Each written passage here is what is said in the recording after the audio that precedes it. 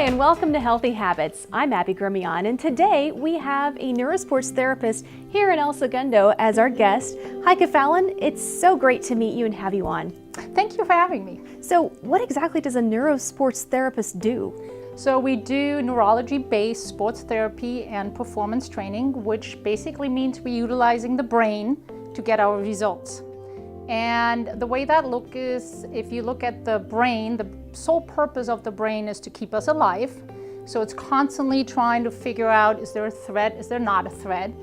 And to do that, it actually, to stay alive, the brain to function very well, it needs actually fuel and activation. Fuel being obviously food and breathing, and activation would be stimulus. So stimulus comes from all our senses into the brain, so it's called input.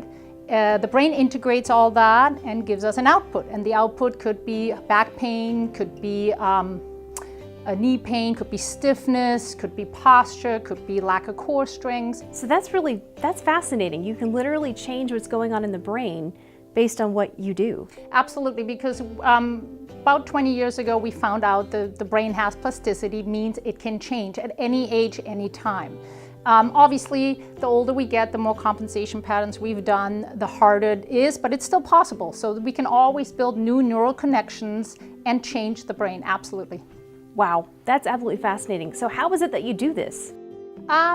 So we, again, look at the input. So we look particular at the main components for survival, which is the eyes, the visual system. We look at the vestibular system, our balance system, and obviously movement. That's a big part too, how we move, and obviously breathing and other components. And do certain assessments on there and figure out some drills. So if you like to, we can absolutely do a few of those. Yeah, let's do it. Let's do one more time a range of motion assessment. So you would just stand like this. Okay. And bring your arms out again and rotate slowly.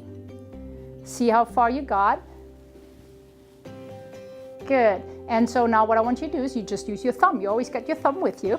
Yes. So you're gonna hold it right on eye level. That's very important. And all you're gonna do is you're gonna bring it as close as possible that you still see it. You don't want it to be double. So you're gonna bring it close. Good. If you can get it all the way, great. If not, then for you, it's actually right there. And then moving the hand back out.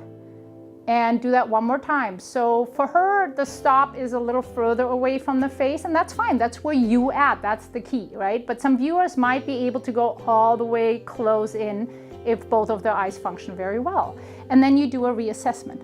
Okay. So you're actually gonna go check this out again, and that is much better.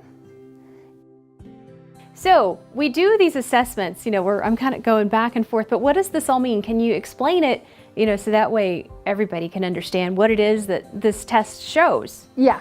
So I have you first do a range of motion assessment. So that's the output that I see right now, what your brain gives you. That's your output currently.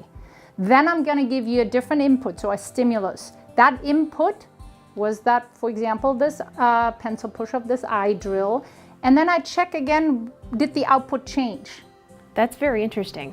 So you use the input and output to be able to determine what parts of the brain need work versus maybe not so much. Absolutely. That's one component. That's great. And so then from there, you develop a plan to be able to help your patient rehab their brain. Yep, absolutely. By using things with their body. Yes. That's so neat. Heike, it was great to have you on the show. We really appreciate it. And for those of you at home, there you have it. Health is not only the physical and your strength, it's your whole brain. For Healthy Habits, I'm Abby Grimion.